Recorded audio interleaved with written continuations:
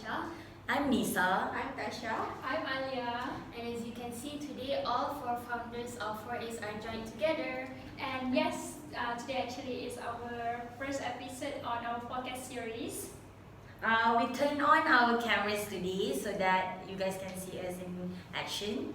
So for today's episode titled Personal Talk, instead of our usual audible only method, we are coming up with a new format which is called a VODCAST, a mix of video and test. And so we hope that you guys can enjoy this new format of podcast as much as we do. Okay, so in today's episode, we want you guys to know us, all of the podcast founders, and today we're going to share with you guys about our personal experience and thoughts on this topic, which is a gender inequality. So any of the team member would like to start first?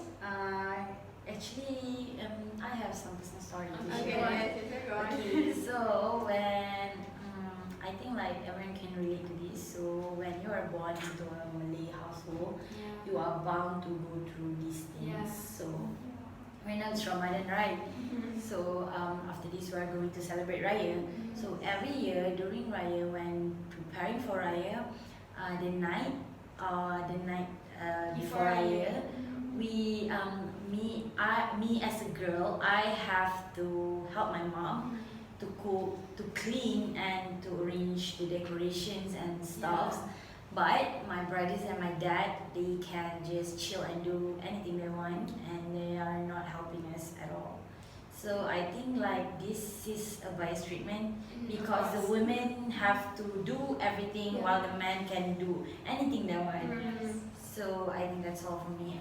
Any of you guys have anything to share? I think I can relate to you, Nisa, because I went experienced like the same thing that you went through, because it's like it is not in my family. It happened in my friend's house where I went there for to break my fast there, iftar, and then all of the ladies in the house, even me as a guest, have to do the house chores, because my friends told me that if I didn't do that, the family member will, Get mad at you. underestimate me, like I'm so lazy. They will stereotype you. Yeah, that's true. And then I did everything, and when it comes to the time that we have to pray our fast to iftar, the man and the guy will be at the table to eat everything that we cook, that we prepare for them.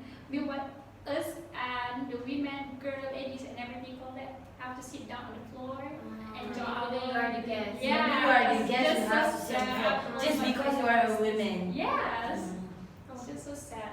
Oh, so I also have experience like my auntie said that girl belong to kitchen, and boy or man can further their study. Anyone he want, but guy woman like cooking like at the kitchen and don't need go for study. Men belongs to the kitchen. I think that kind of thinking where women only need to stay in the kitchen and men can go wherever they want is very harmful. It's not just annoying, it's also harmful. Women itself have a long history of being denied from getting education, even though not in Malaysia but in a lot of other places. It wasn't until like probably a few years ago where women can freely learn whatever they want whenever they want.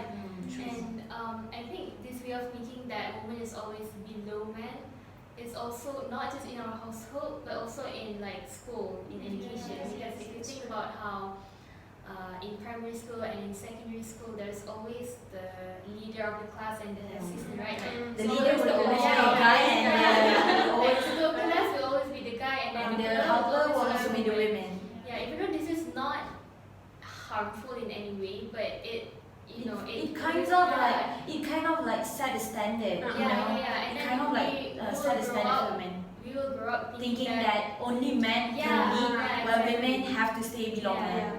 That's the mindset. That's why.